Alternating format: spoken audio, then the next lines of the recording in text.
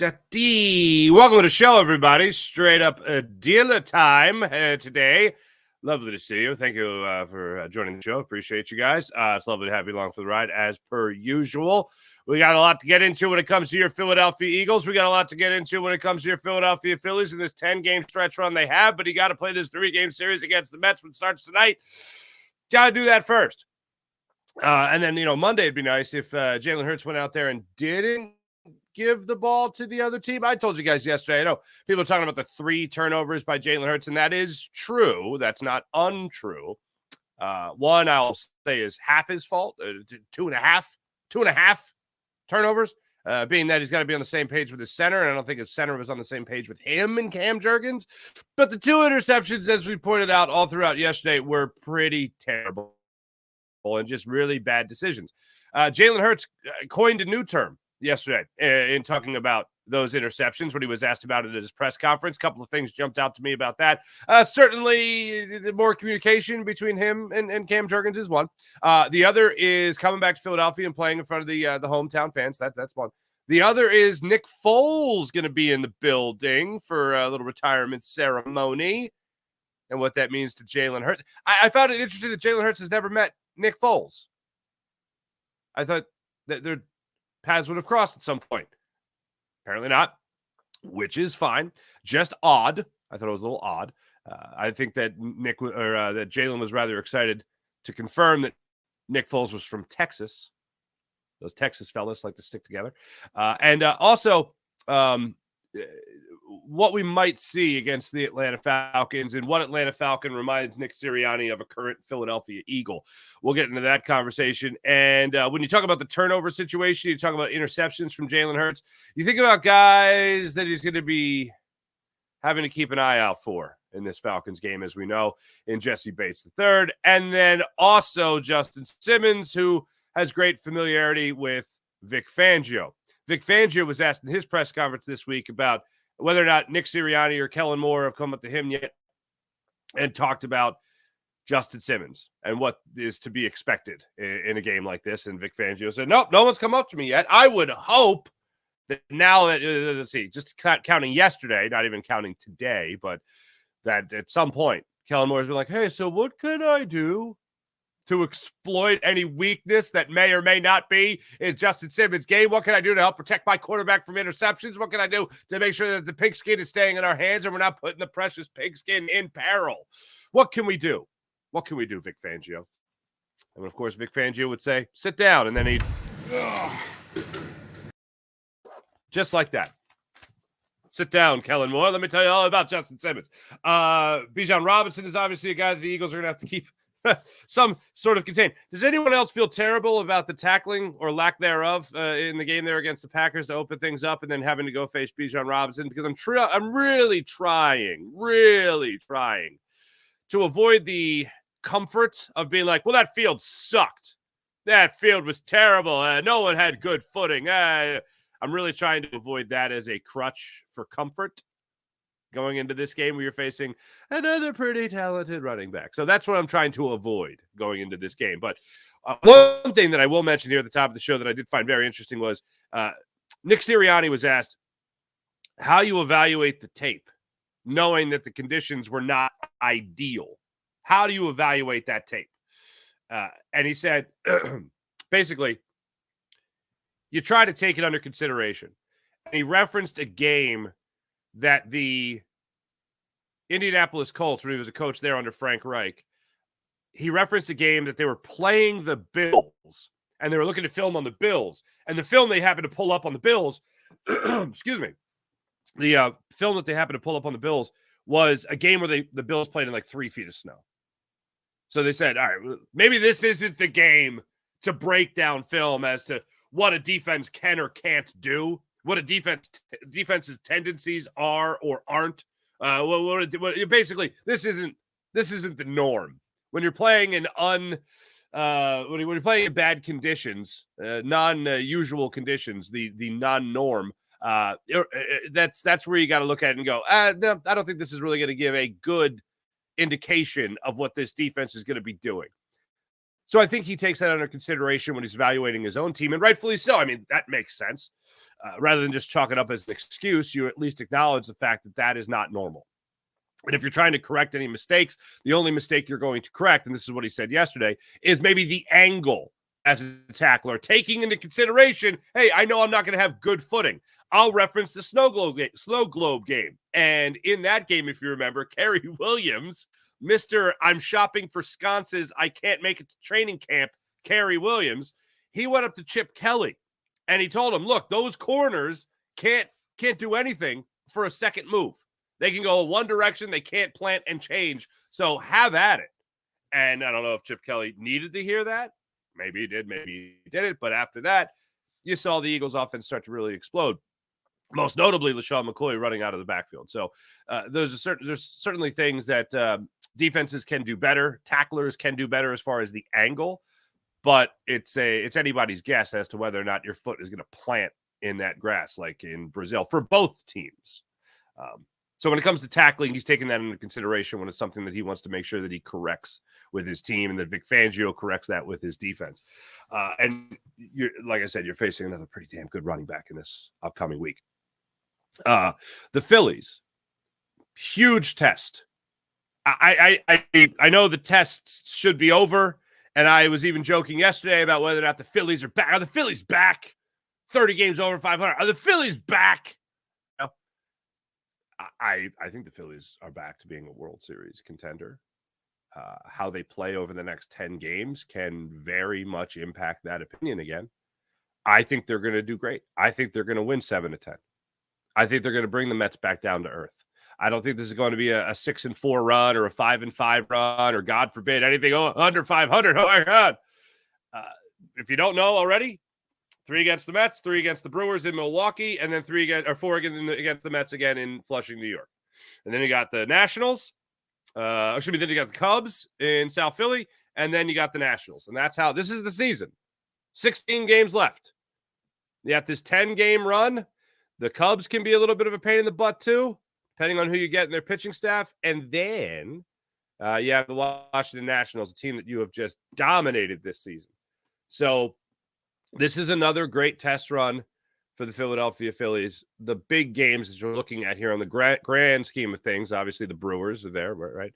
But in the NL East, what it could mean for the Braves, the New York Mets have been fantastic. And I want to say that I'm not going to save this for, I'll probably repeat it later in the show, but just for the early people here, the early people on the show that are coming to me early as I come to them late. The Philadelphia Phillies, since London, 43-38.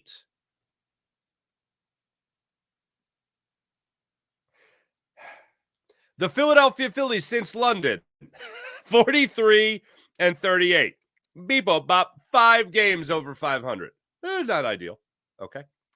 Meanwhile, the New York Metropolitans, who are now 80-66 on the season, they were 28-36.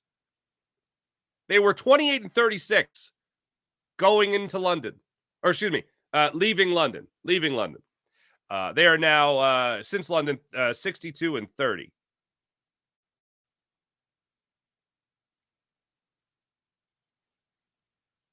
Remember how we talked about the Phillies being 30 games over 500 for the first time since 2011? 13 years. Remember how we talked about that yesterday? Well, the Mets since London are 32 games over 500. That's a little scary. So if you want to talk about London, and they shouldn't play there, I think the Mets are rather excited that they got to go to London. And look, a change in the schedule, a break in the routine when you're playing as well as the Phillies were playing, yeah, you could certainly argue that might have knocked something, put something in the wrong direction. Things that were going so well, drastic change, and then they didn't handle it as well. Okay, you could, I guess, stretch and reach for that argument, but you could make it. Meanwhile, for the Mets, they were playing terrible, and then they needed something to shake things up and change things. And I guess a weird trip to London, a long layoff between starts for some of these starters, and then coming back to the United States and playing again. It seemed to knock something right for them and knock something off for the Phillies. Everybody's different. Every team is different. Every clubhouse is different. I don't know. But for me, I don't think it's any excuse as to why a team should go in the tank all of a sudden. I thought more so along the lines of you played the Red Sox and weren't a very good team at the time. Still not great by any means. But you played a team like the Red Sox, you lost 2 out of 3. You played a team like the Orioles, you lost 2 out of 3. Much later, you play the Yankees, you get swept. I think it was more so along the lines of who you were playing more so than anything. And now the New York Mets are going to be coming into South Philadelphia, playing some damn good baseball.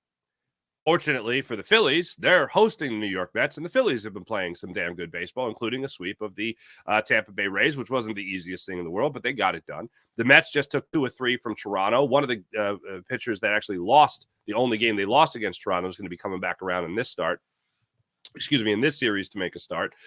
And he had been pitching great for his availability this year, and he got hit around a little bit. Maybe they can crack through again, the Phillies lineup, and make sure that they take him for some runs on this one. We'll break down the pitching matchups for this 3-game series in Philly, and we'll also talk about where the Phillies could be headspace-wise in this matchup. But first, with no Phillies game yesterday, we're going to start with the Philadelphia Eagles today. And Jalen Hurts, the biggest thing that I have concerns about this season, it's the turnovers. Without question. We talked a lot about it yesterday about Kellen Moore. Oh, my goodness gracious, Kellen Moore. Oof. That's no big deal. These are outliers. Yesterday, these are outlier interceptions. Not when you had 15 of them last year, and you're starting off already with the 2 this year. Very avoidable. And as I said yesterday, I'm not going to go into the whole thing. This is something that really bothers me. They're so unbelievably avoidable. Like, these are things like, it's not like it's a errant throw. Like, he looked at the right, he made the right read, he made the right decision, and the ball and he sailed it, or he drastically underthrew it, or anything like that. The first interception, as I said all throughout yesterday, oh my goodness, the first interception, there's just no right. People kept on saying he threw it late. If he throws it early, it's still intercepted. He's throwing into I think it was a linebacker dropping back in the middle of the field. That was right there to make the interception if he throws it supposedly on time for the route. And then he made the worst decision, which is throwing into quadruple coverage, septuple coverage. It was just a bad throw, or bad decision. And then finally, the last one, he scrambled around forever, threw in the middle of the field, and it got intercepted. Bad decisions, especially considering the field conditions, considering you have the field goal waiting there for you. You were up in the fourth quarter. There was no reason to do it. So the bad decisions are tougher for me to stomach than a bad throw. You understand the difference? Bad decision is, oh, look at all those guys covering. I can make that happen. No, that's a terrible decision. Don't do that. Don't do that. Please don't. A bad throw is he missed his target. That does happen. That's something you just got to go, oh, it can't happen there, but it happened. That kind of thing. Decisions bother me far more than the actual bad throw. So yesterday, Jalen Hurts was asked, as one would assume, about his interceptions. And after watching week 1's film, what's his takeaway? And what's he going to do to correct the mistakes? Interceptions moving forward. I think I made 2 unwise decisions. Those are all things that I own. So those are things that I got to be better with, truly managing those situations and just taking what they give me. In those moments, it's obviously like a split-second decision. How do you avoid it, though? Because in the moment, it's got to be a little tough to just... It's not tough. It's just I made an unwise decision on both of those, and I just don't do it. We've talked in the past. Yeah. I think we're on the same page, at least. Jalen Hurts and I. Jalen Hurts and most people. Unwise decisions. Those are unwise decisions. We have outliers this week, and we have unwise decisions. The unfortunate thing is last year there were quite a few unwise decisions. In game 1, I was really hoping to not see unwise decisions. I in no way, shape, or form expected a mistake-free game when the last time you played was in Tampa against the Bucs and you were getting your butts kicked against the Bucs. And you didn't play at all in the preseason. Nick Sirianni's decision. And you're going to come out there with a new center. You're going to go out there in a weird... Talk about playing in London is weird. You're playing in Brazil where literally no football player has gone before to play. So things were going to be a little different. I didn't expect perfection, but I was at least crossing my fingers that you wouldn't see 2 really bad decisions, 3 really bad decisions. Talk about decisions. You want to talk about maybe crediting him or discrediting him or charging for half a turnover when it came to the Cam Jurgens, Jalen Hurts bad drop snap, not being on the same page. Well, fine. But we could also talk about the idea that another interception was also dropped. But if that interception happens, the last one doesn't happen in the end zone when he was looking for A.J. Brown, and he ended up putting right in the belly of Jair Alexander. So for me, 3 really bad decisions by Jalen Hurts. 2 really bad turnovers by Jalen Hurts, and then the one between him and Cam Jurgens. Turnovers are going to be the killer. You can have the incredible A.J. Brown. You can have Devontae Smith. You can have a guy like Saquon Barkley to be ready to close out a game in the fourth quarter. And you can have a guy like Dallas Goedert that, when healthy, is a pretty damn good tight end. But if you're continuing to give another good football team opportunities to score, and not to mention, by the way, giving the ball to that other team when you're in the red zone, for instance, the second interception of the game, you could either put up 3 points, 7 points, right? Or you could turn it over. That's not good. That's a point swing. It could be a very big point swing.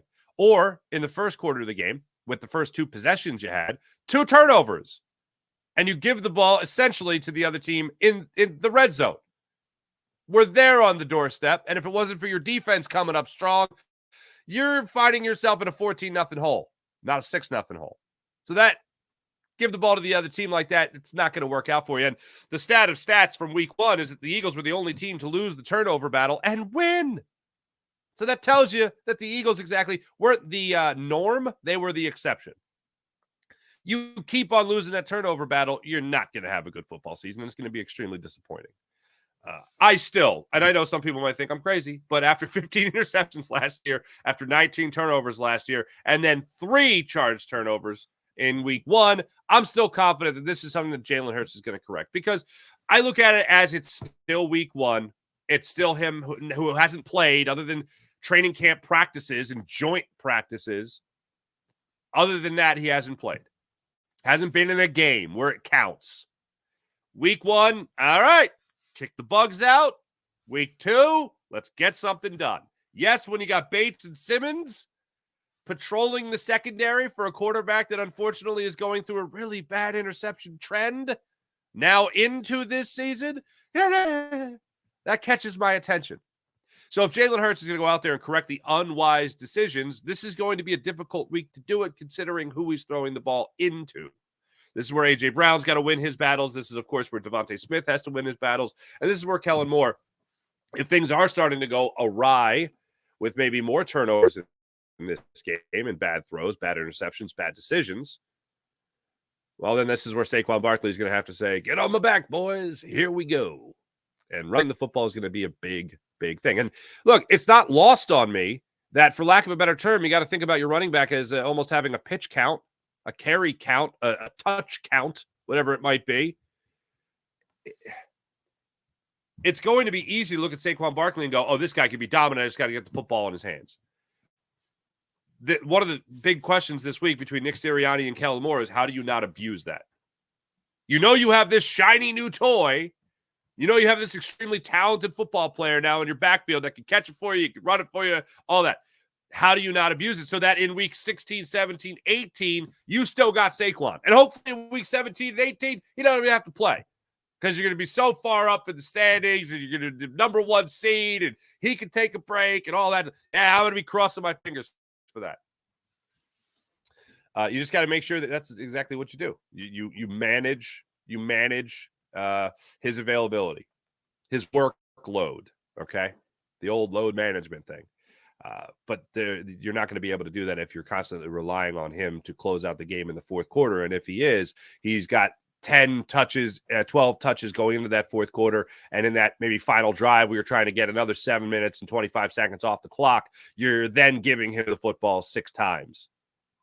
And then you're getting to, at that point, with those fourth quarter touches included, then you're maybe getting to 20, 25 touches. That would be ideal, because that means that Devontae Smith got his. That would mean A.J. Brown got his. That would mean that Jalen Hurts was doing a fine job of not turning the football over. And you're in position in that fourth quarter to just make sure that you're handing the ball to the closer. than Saquon Barkley. And in some instances, maybe that's Kenny Gainwell too, just to spell, maybe you'll be up so much because of not turning the football over that you'll be able to hand the football to another running back and just say, hey, all right, bleed the clock. Go out there and bleed. Hey, Will Shipley, let's go. Hold on to the football. So that's what I'm hoping for. Before I get another Jalen Hurts thing in here, I was just talking about Saquon Barkley, obviously. And I think it was Zach Berman that asked the question to Nick Sirianni yesterday about Bijan Robinson and looking at the draft process and everyone talking about potentially the Eagles drafting Bijan Robinson in the first round. Hot button issue. Draft a running back, don't draft a running back. Draft a running back, don't draft. What do you do? What do you do? Obviously, the Eagles did not draft Bijan Robinson, and they still scouted him. They still, certainly had their eyebrows raised at the talent that is Bijan Robinson. And yesterday, Zach Berman asked the question to Nick Sirianni about Bijan and what it was like to break him down before the draft, and what's it like to now face him in week 2? Yeah, we showed some tape of him today of just how elusive he is. I think if you look at his first touchdown was like play 11 against Carolina last year, play 11 of the game number 1, and they throw him a little swing pass, and he makes the first guy miss, and then he makes another guy miss, and he runs through a tackle. He's a really good football player who he can create on his own. Like things could break down, and he still can make a play. A lot of things reminds me of when we used to. It felt like today in the team meeting when I'm showing those, it felt a little bit like, hey, these are the clips I remember showing when we were getting ready to play the Giants and Saquon. He's really elusive and really fast, got good hands. And so, yeah, enjoyed my pre-draft process with him. I always enjoy, meeting good guys, good football players, and spending time with them. And he's a heck of a football player that's done a nice job so far in this league. We'll have to be ready to tackle. We need to tackle better than we did last game, and it's going to be a big deal this week's game, as every game is. Nick. So last week he only had 68 yards against the Pittsburgh Steelers defense. That's what Bijan had going for him last week. If the Eagles are going to be tackling, if it wasn't just the field, if it was just poor tackling because of poor tackling, then it's going to be another long day. For me, I know a lot of people want to look at Avonte Maddox. I know a lot of people want to look at Chauncey Gardner-Johnson.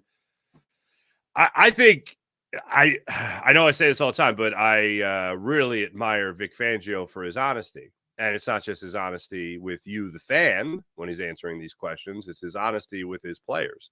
And I told you yesterday, and just to reiterate, you don't think he's gone up to Jalen Carter or Jordan Davis and said, hey, look, you know how we can help these guys out in the secondary?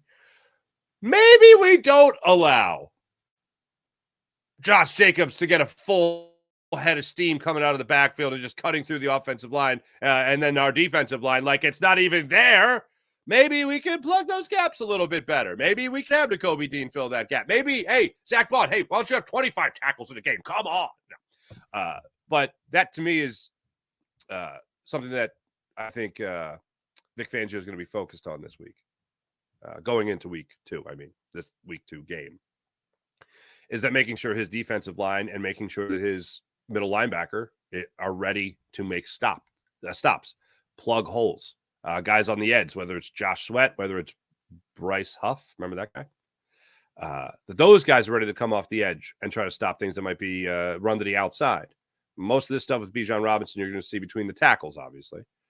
You have to have this defensive line ready to step up. Because what I looked at for optimism in the offseason, after week 1, I'm now looking at as, oh, dear God, with pessimism after just 1 week. And that is the Jordan Davis line of no one is coming to save us. I talked about Jason Kelce going to be there on the sidelines on Monday for Monday Night Football. I've talked about Jason Kelce is not coming back to play. Jason Kelce has slimmed down. You know who else has slimmed down? Fletcher Cox. And if you see pictures of him on his Insta account or social media, whatever, you see that he's enjoying life, fishing, hunting, having himself a good time, and he's looking extremely svelte. So he ain't coming back either. If he is, it might be as like maybe an edge rusher with the the shape that he's in now. Maybe if Bryce Huff doesn't work out, you're not bringing back a former Eagle and Hassan Reddick. Maybe you're bringing back a former Eagle and Fletcher Cox to play the end. No, but in all seriousness, that's a haunting thing now from this offseason. Jordan Davis, originally when he said it, this is good. They understand what is being asked of them. That was my take on it then. It's my take on it now, but you can understand all you want what your responsibility is. If you can't carry out that responsibility, there's going to be problems. I just hope week one, when it comes to turnovers with Jalen Hurts and interceptions, that's not the norm for the season. And I certainly hope the way the defensive line played, that's not the norm for the season. Jalen Carter's got to be able to beat double teams. Jordan Davis has to be able to provide that push in the middle to open up gaps for your linebackers to come in the event that you do have Vic Fangio being aggressive, which he has certainly surprised me with the amount of aggression he has shown through the preseason and even through week one. So I'm looking at that defensive line so that maybe your secondary will have a little bit of a better opportunity to come in and make those stops at the line of scrimmage if they do get through that defensive line. That's what I'll be crossing my fingers for. But Bijan certainly will be lining up guys to make miss. And Nick Sirianni going back in that answer and saying, yeah, not just is he amazing, but we got to make sure we can do everything in this particular game to make sure that he's not that amazing. When you look at Jalen Hurts, Texas kid, I would think at this point, as I said in the open of the show, at some point, I would hope he would have met Nick Foles. Nick Foles is going to have a nice little ceremony here at Lincoln Financial Field for the opener here. This isn't something that crossed my mind because it's not at the forefront of my mind. Don't get me wrong. I love the play. It's a phenomenal play. The Philly special is arguably the greatest play in Super Bowl history. I wouldn't mind it. But it wasn't exactly something that was on the forefront of my mind that the Eagles would run just to pay tribute to Nick Foles or pay tribute to a play that Jalen Hurts ran when he was in Oklahoma. This is, I think, another Zach Berman question. He asked Jalen Hurts about if he's ever met Nick Foles or Nick Foles being back in the building for this game against the Atlanta Falcons. And what that's going to be like for the current quarterback of the Philadelphia Eagles. Of course, cool. Is he someone you've gotten a chance to either know or watch, or I guess aware of the history that he has here? Nick's from Texas, right? Yeah. I've never met him. But obviously a legend here. A lot of respect for him in his game, and I'm happy and proud of all the success he's had, and I'm glad he's able to share that moment. Did you watch that Super Bowl that he played in? I did. I think I was at Alabama, I think. Yeah. What did you think when they ran Philly? Great play. Great call. Great catch. Great execution. You had one of those at Oklahoma, I think. I did. Yeah. Do you think Y'all trying to get at something this week y'all want to see or something? Yeah, good. Like I said, I wasn't thinking about it. And then I watched Jalen Hurts yesterday. And I was like, oh, that's cool. They asked him about Nick. Oh, respect for Nick. Oh, yeah, both Texas guys. That's cool. Oh, they haven't met. Oh, they should meet. That's great. They should meet. They should totally meet. That's really cool, right? And then I was like, that'd be funny if they ran Philly special. But they're not going to run Philly special, right? And then I was like, Nick Sirianni certainly has a flair for the dramatic. You're facing a team that I do believe you're better than in the Atlanta Falcons. It's your home opener. It's your only home game until, forever, right? The Eagles go on the road. It's going to be, a long time before you see them again at home. And then I was like, well, Nick will be in the building, so that'd be cool to run that with him in the building. And you are playing the Atlanta Falcons, who, in case you forgot, the Eagles played in week one to open up the season following their Super Bowl victory, and they came out playing like ass and got booed off the field. And then they came out in the second half, and what play did they run? No, not technically Philly special because it wasn't at the goal line, and there was no fake like yelling at Lane Johnson or anything. But they ran Philly, and they got a completion to Nick Foles, and that turned the tides of the game, baby. I mean, they wouldn't run that play. But then again, Jalen Hurts did run that play already in college. Maybe we see Philly. Not Philly special. Who knows? Maybe you do see Philly special. Maybe you do get down to the goal line. Maybe you do go up and you have, what if Jalen Hurts went up and stood behind Lane Johnson and started yelling, Lane, and then they snapped it, and then Jalen Hurts caught the football? Oh, baby. Could you imagine? Let's just live in this fantasy world for a second, okay? Because it's a fun fantasy world to live in. Eagles are doing great. Eagles are leading in this game. They get into the red zone again. Second quarter, let's say. A little Philly special. They run the play. Shot of Nick Foles. Oh, that would be pretty fantastic. He's wearing his dad's season hat or whatever he's got going on. Cut to the statue. Let's not forget, this is Monday Night Football. This is also under the bright lights of Monday night, baby. I wouldn't be mad. I'm just saying I wouldn't be mad. It's not going to happen. But I'm just going to say I wouldn't be mad. I think it would be a lot of fun. Obviously, it would be a lot of fun. Who wouldn't lose their mind over that, right? But we'll do our full game breakdown on Monday. But the three names that jump out. I mean, we've talked about Kirk Cousins already yesterday, but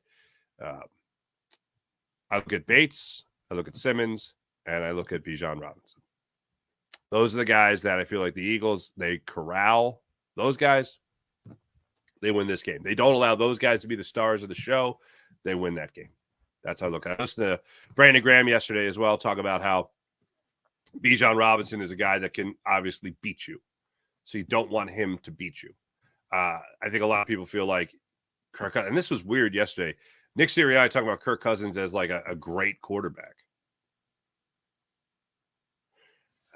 Again, great fantasy football quarterback. Not so great actual football quarterback. So that was Mike Sealski pressed him on it. His last question to the press conference. Like, you described him as a great quarterback. What? Why? Why did you do that? He's like, just look at the numbers, his career. It's like, really? Okay. So Eagles, 8:15 kickoff coming up Monday night. Can't wait for it. It's going to be tough to get through the weekend. But you know what we're going to have through the weekend, folks? We're going to have your Philadelphia Phillies, baby. And for those that missed me saying in the beginning of the show, I'll say it again. Since old London town, the New York Mets are 32 games over 500. The Philadelphia Phillies are 5 games over 500. I know on the season, they're 30 games over 500. They were 25 games over 500 when they went to London. Since then, they are just 5 games over 500. Now, recently, they've picked up a lot of slack, so to speak. The Mets, once again, 32 games over 500 since London. So that's pretty good. How have they done it? They have done it with some pretty fantastic pitching. You're going to see 2 of those names come up here. Jose Quintana is a guy that the Phillies have been able to hit this year. Aaron Nola will get the start against Jose Quintana tonight, 6:40 start time. And then tomorrow, Saturday, 4:05 start time, Luis Severino will get the start, right-handed pitcher. He's the only righty the Phillies will be facing in this 3-game series. 4:05 start time tomorrow. Colby Allard slated to make the start in that one. And then Christopher Sanchez set to pitch against David Peterson, left-handed pitcher. He's been great this year when he's been healthy, when he's been playing. Just coming off a rough start, though, against the Toronto Blue Jays in Toronto. He took the L in the only loss they had in that 3-game series north of the border. But make no mistake about it, the Mets are coming in here playing some great baseball. The Mets have been playing some great baseball ever since they came back from London, as I highlighted. And now the Phillies look to continue playing some great baseball. If you look throughout the standings right now, it's tough to find teams that are playing better than the Phillies and the Mets right now. For instance, the AL East with the Yankees, the Orioles, the Red Sox, they're just a game over 500. The Rays, who you just played, nobody there's won 7 of 10. You look in the Central Division, no one there's won at least 7 of 10. The Phillies have won 8 of their last 10. The New York Mets have won 8 of their last 10. The Pittsburgh Pirates have won 7 of 10, but they're not in the picture at all. These are 2 hot baseball teams playing hot right now, going up against each other for 7 out of their next 10 games. I don't want to be over dramatic and say this is what the season comes down to, But you took care of the Braves. And right now, unfortunately for the Braves are taking care of themselves. They're 500 in the last 10 games. I mentioned earlier in the week, Ronaldo Lopez just went back on the IL. They have a ton of guys that are not playing again for the rest of this year. They have an all-star team, essentially. They have an MVP on the IL, or done for the year, rather. They've had a rough go of it. I will acknowledge that. But when it comes down to brass tacks and what matters over the last couple of weeks here of the season, it matters who's going to be playing their best baseball. And who's playing their best baseball in September will give their fan base a lot of confidence going into October and hopefully through October. This is going to be a lot of fun.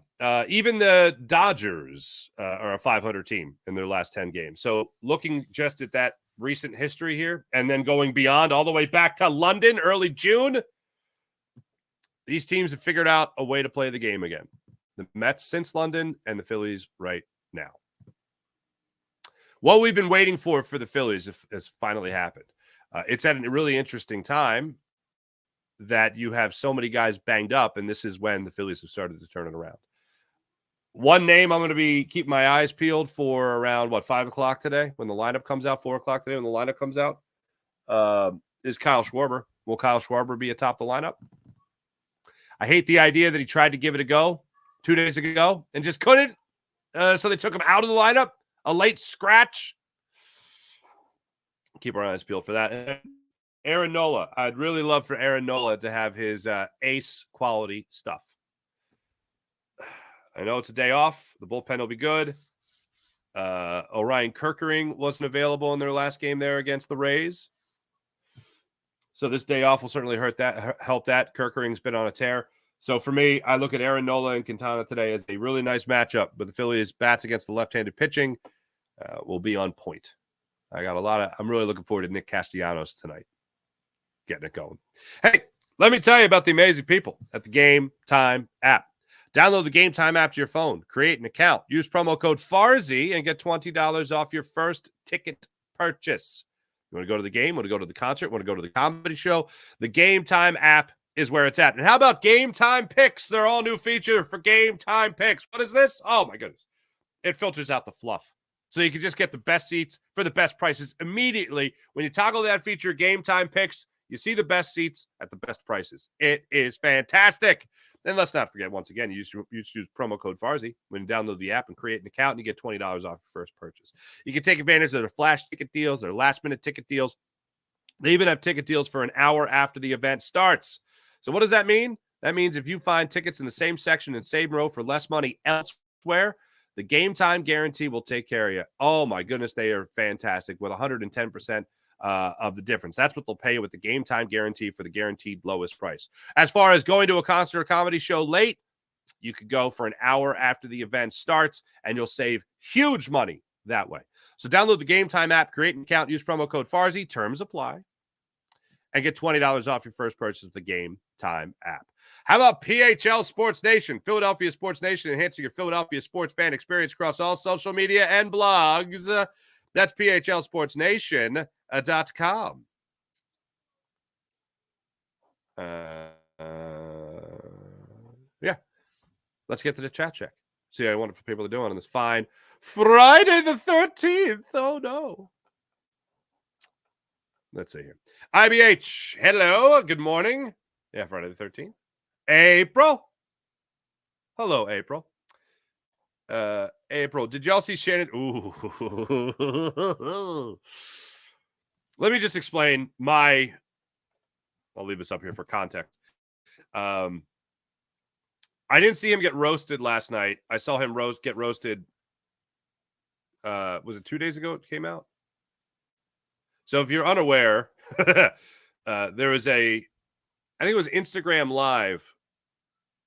Shannon Sharp apparently had that open on his phone while he was having relations. And my learning of this was I saw Deshaun Jackson on social media, just like Deshaun Jackson on Shannon Sharp. And I was like, well, what's this about? Click on it, and there's the video, and he's like laughing, and he's going, for the people on the podcast that might be just listening on the way to school or something with the kids, just earmuff it for a second, kids. It was Deshaun Jackson going, Hey, Unc, you okay, Unc? It was like Forrest Gump when the teacher or the principal leaves the house. Yo, mama sure does care about your schooling, boy. And he's like, the little boy Forrest Gump looks at him and goes, ah, ah, ah, ah. That's exactly what it's like. So I was like, wait, what is this about? And then, I put Shannon Sharp in the search bar there. And I went, holy Stromboli, huh? Wait, hark? What is that sound? Holy Lord. What my restitution? He said he was hacked. Is that a new thing the kids are doing? Anyway, he said he was hacked, and then he said he wasn't. Yeah, so congratulations on never looking at Shannon Sharp the same way again. That's exactly what it was like. It was like the Forrest Gump. I've made, 2 Forrest Gump references this week? That's a new record for the show. April, no, you missed it? Ooh, baby. I didn't see it last night, what was going on last night, but I'll have to look it up. Jason A, good morning. IBH, you missed it too. That's a shame. Sean Gillespie, hello. Jason A. Jalen seems off in that picture, doesn't he? Off in that picture? But the thumbnail? Just him answering a question. I try to get like the least leading, like a lot of times if the headline's like, I don't know, Justin Timberlake is shocked. It's him like just like a shocked look on his face. I try not to. I just feel like that's weird. It's a little too leading the witness, with the witness being you, the viewer or the listener. Dolphins are tissue soft. Yeah, that was bad last night. Tua got another concussion, left the game, never really looked good in the game. That's a guy, like, let's not forget, like last year, he got messed up. That's 2 years ago or last year. Well, either way, recently, he's been messed up. I don't even want to go into the details of it, but just take care of yourself, man. April, I'm sure there will clips online today. I mean, I guess it is as good as advertised, Unc. April, Tua can't catch a break, and for Hamlin to do it, he feels bad. Yeah, that's rough. If you didn't see it, it was a legal hit, but he came down and Tua dropped his head and it hit into like the bicep of Hamlin. It was rough. And they walked him back to the locker room. Stretcher wasn't involved. Sean Gillespie, I have to look up Shannon Sharp now. Yeah. Dolphins deserve it for lying about Tyreek's arrest. Did the Dolphins lie about Tyreek's arrest, or did Tyreek lie about Tyreek's arrest? Or it wasn't an arrest, right? It was a detainment because he wasn't taken in. That whole situation, like, I don't even want to get into it, but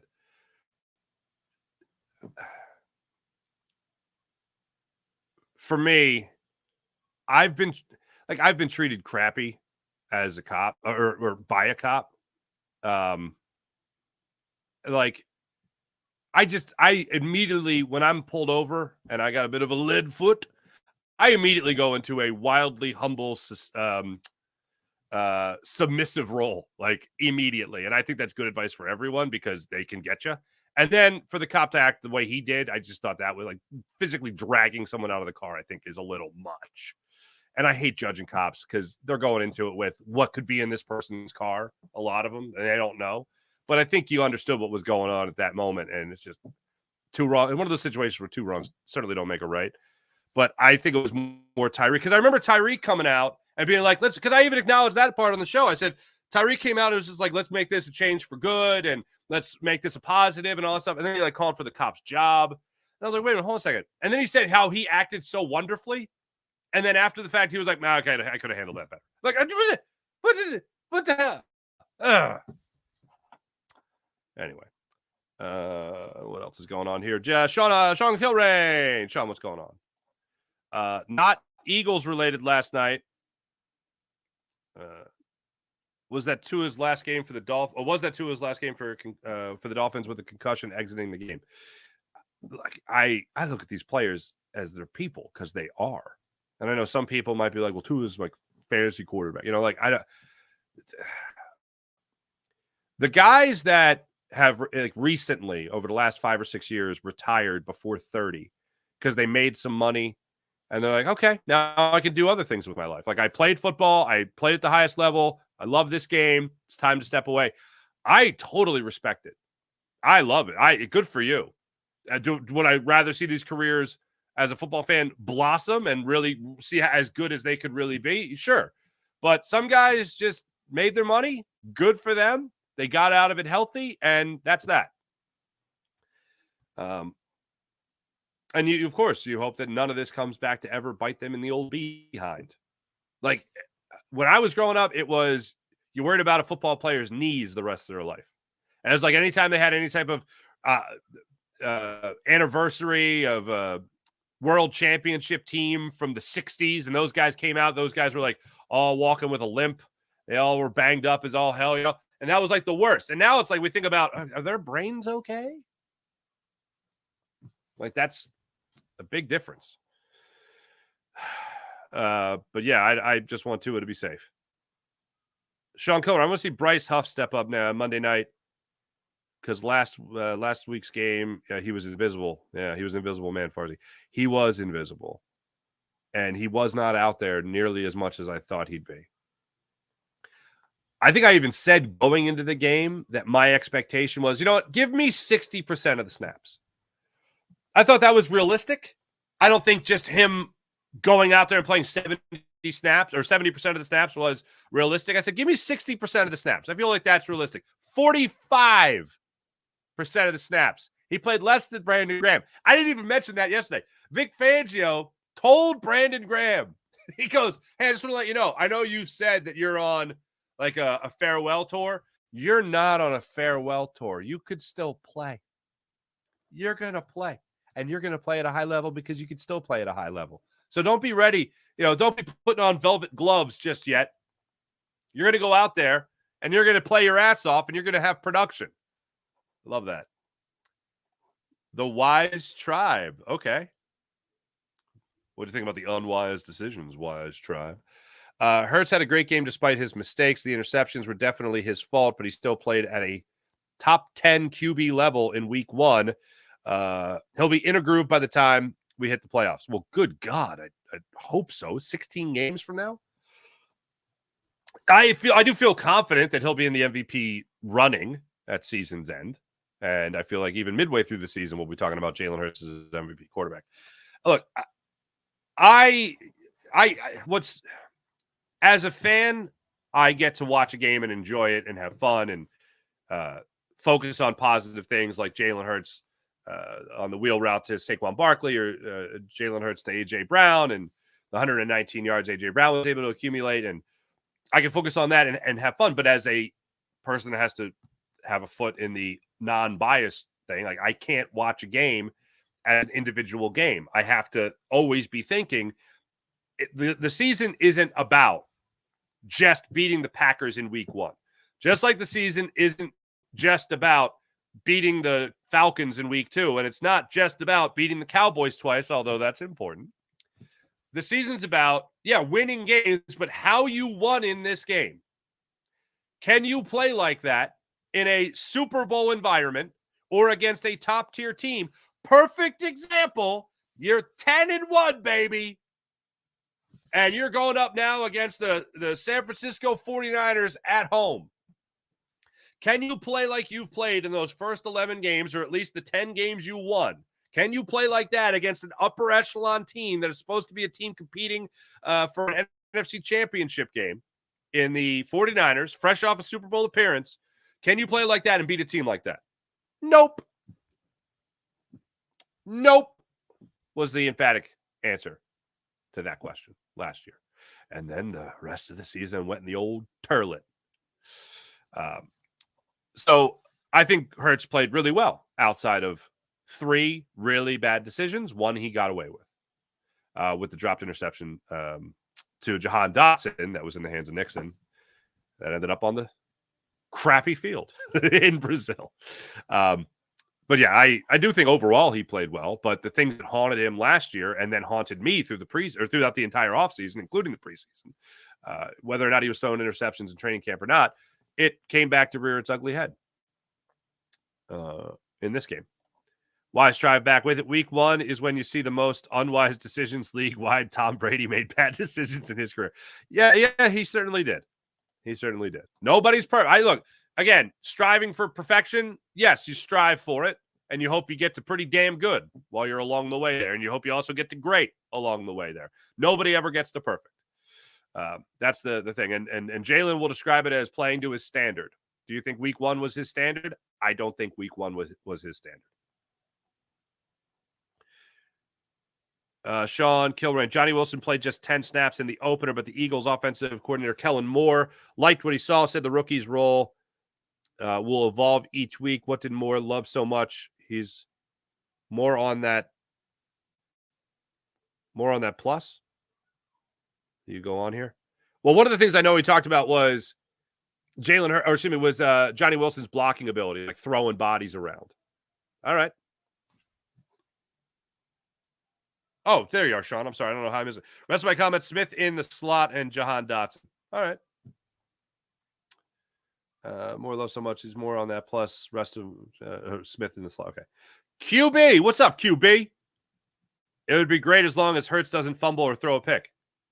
Oh, the Philly special? Damn right it would. Or Philly, technically. Not Philly special. Good morning. Let's have an arena downtown. James, I was just talking about this with a buddy of mine yesterday. For those that don't know, I would love a downtown arena in Philadelphia. Having been to many other cities that have the downtown arenas, they handle it really well. I have no reason to believe that as far as traffic goes, that Philadelphia wouldn't handle it well. My concern is whether or not the city will protect the people coming into the city, whether or not public transit will be more available than it is right now, what the traffic patterns are going to look like. Just as a thought, there are cities that flip traffic patterns. And if you read one article, I think the one in the Inquirer, it talked about finessing traffic patterns. What that can mean is all of Market Street, all 4 lanes on Market Street. This is no inside knowledge. I'm just saying this is something that they could do. It happens in other cities where all 4 lanes on Market Street, the ones heading east and the ones heading west, will be flipped to head east to get people to the bridge if they want to get to the Ben Franklin. It could also mean another road being flipped in another direction to get people back to 76, if that's what they want to do, or 676. Traffic patterns can be finessed in that way. So there's definitely things that people could change, more public transit, maybe people staying in the city longer. I think the economic development it could bring would be fantastic. So I am for it. There's definitely concerns I have. Again, nothing's perfect. But I want to know that the city is going to take great measures to make sure that crime in that area is somewhat under wraps, that the fans coming in to the city are going to be not having to worry about where their car is or whether or not they get pickpocketed or whatever, held up, God forbid. So those people, I want to make sure that they are protected and the city does what they need to for that. For the people in Chinatown, obviously, I don't want people to feel like their culture, their heritage is ever under duress. I would love traditions. Like I love my own traditions. A lot of you guys know that already. So for people that want to make sure that their traditions are intact, I hope that there are things put in place to preserve what Chinatown is for the next generation and the generations after that. I know through my own experiences, not that the Italian market is on the same scale as Chinatown, but I've seen drastic change to the Italian market, and that's America, right? We're all supposed to be, neighbors and getting along, hopefully. But I do know that Chinatown is a very special thing because it's ginormous and it's been around forever. So I want to make sure that that tradition is protected for the people in that neighborhood. Because I also think, aside from just that being owned by the people in that neighborhood, it's owned by the city of Philadelphia too, is I think a very special thing about our city. The fact that our Chinatown is so great. I want to make sure that that's protected as well. But if you ask me point blank, is a downtown arena cool? It's awesome. It is a party every time there's an event. the restaurant owners, the businesses, for a city that's trying to revitalize itself, and Mayor Parker wanting people to come back to the office. This, I think, would help draw people in. Go to the Sixers game that night. I'm going to go to the office maybe around 11, maybe have lunch in the city now. And you go to the office and you go to the game at night, and then you go to dinner after a game. I don't know, like the economic development it could bring. It's a great opportunity. There's no denying it's a great opportunity. It's whether or not you're going to handle it right. My questions are in the handling it right part, not in the is a downtown arena a good idea. Hell yeah. Hell yeah, it's a good idea. But how are you going to handle it? That's the bigger issue. Babs, what's going on, Babs? How far is it? These 7 games against the Mets, the Phillies basically control who will make the playoffs between the Mets and the Braves. Pretty crazy, huh? Yeah, pretty crazy. I don't think the Braves have some kind of magic run in them. And as it stands right now, the Braves got the Dodgers. Okay. So as it stands right now in the wild card in the National League, the Diamondbacks are two games up in their spot. They're a half game ahead of the Padres. The Padres are a game and a half up on the Mets, who occupy the third and final wild card spot right now. The Mets, this is really interesting considering who the Phillies are playing here. Excuse me. The Mets play the Phillies, obviously, 7 times in the next 10 games. The Braves are 1 game behind the Mets. The Cubs are 5 games behind the Mets. The Cubs face the Phillies for 3 games. The Braves will now have a 3-game series, I think it is, coming up here against the Dodgers. And that'll be in Atlanta. 4-game series against the Dodgers. 3-game series against the Reds. 3-game series against the Marlins. 3-game series against the Mets at home. 3-game series against Kansas City. That's a rough stretch, man. The Braves could do the Phillies a favor and beat. Wow, this is weird. Now we've gone full circle. Now we actually root for the Braves to beat the Angels so that we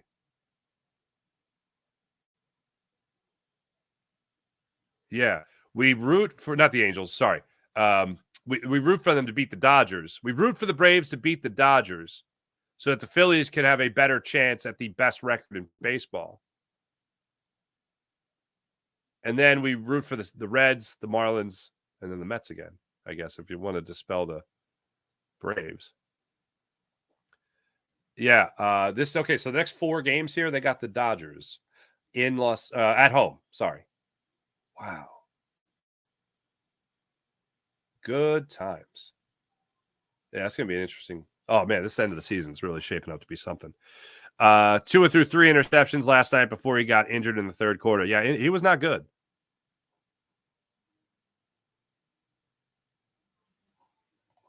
What are you talking about? I don't know. I talked about many things in the first 45 minutes of the show.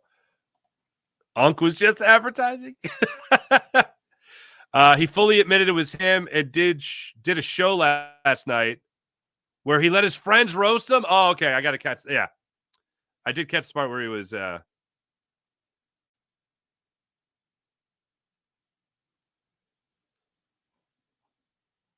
Show's live. This show's live. Whose comments is he reading? Oh, well, I don't know what you're watching. Are you watching on Farzi's show or are you watching on Jacob? Because my show's simulcasted across 2 networks. It's also on YouTube. I'm sorry, it's also on Twitter, X, whatever. Tua does look tiny. He absolutely does.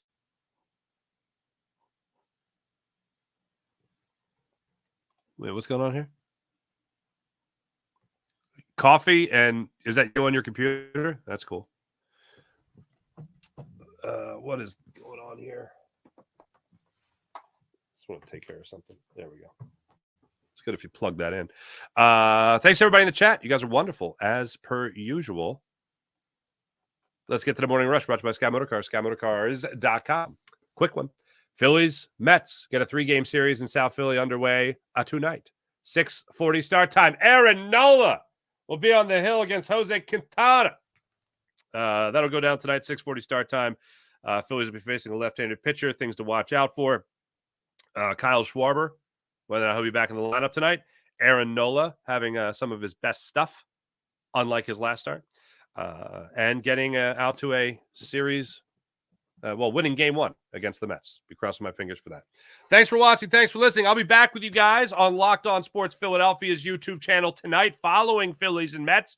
So make sure you guys catch your Locked On Philadelphia Phillies postcast on the Locked On Philadelphia YouTube channel. Like and subscribe to that. 30 minutes of instant reaction to the Phillies playing every night. So make sure you guys check that out. Also, make sure you guys like and subscribe to Jacob Media. Make sure you guys like and subscribe to the Farzi Show. And make sure you guys like and subscribe to Seth Joyner Show YouTube channel as well for your Eagles pre- and post-game needs. Thanks for watching. Thanks for listening. My name is Mark Farzad. Have a wonderful rest of your weekend if I don't see you. Until then, thank you. See you guys tonight.